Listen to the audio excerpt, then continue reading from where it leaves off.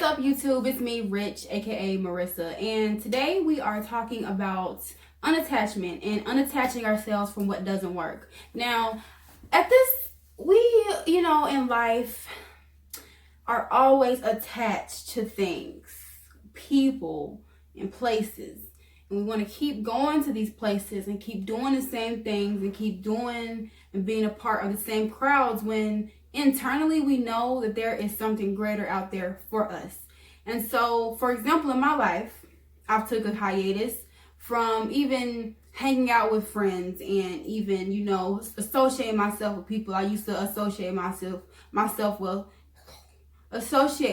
with every day. So at the same time, people, places, and things are like seasons. They come and go. You know what I'm saying? And that sometimes I feel like we get so we really get lost in life, and when things don't go the way that we expect them to go, then we're upset. That's why, have no expectations, but set your intentions. So if you're in a place where you feel like this individual or this thing you're doing is not working out and is not going into the light that you want to go into, it's time to disattach. It's time to unattach from these people or this person, these people, these places or things. It's time to unattach. You know what I'm saying? And if it's gonna hold you back, when something's holding you back. You feel that because you have to sometimes around these certain people or certain places or things you do. You can't, really be yourself when you're participating around these certain areas. So that's why it's really important. It's really important to really sit back and meditate when you feel like you are not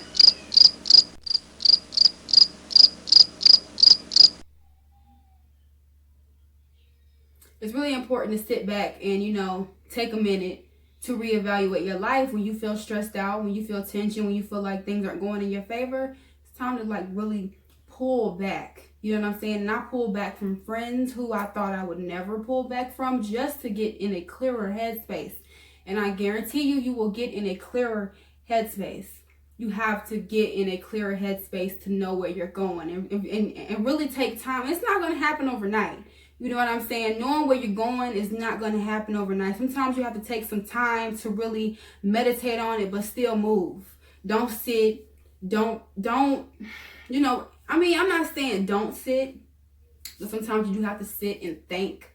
But don't let sitting and thinking stop you from what could potentially get you to where you're trying to go. You know what I'm saying? So that's the biggest thing, and people are like seasons. Unfortunately, that's just how life works. And that's why I'm really big on astrology.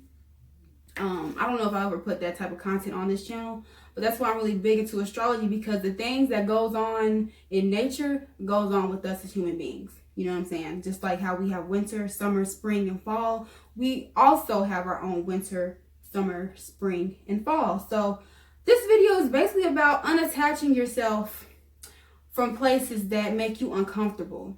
And not the uncomfortable where this place is going to be the place for you, but you're shy or you're being lazy or you're not being persistent. You know what I'm saying? Not these places, but I mean places that make you feel like you can't be your true self. Places that make you have to be a Captain Save MFer. You know what I'm saying? Like this, you can't always be Captain Save MFer. You can't always be, there in situations that make you uncomfortable.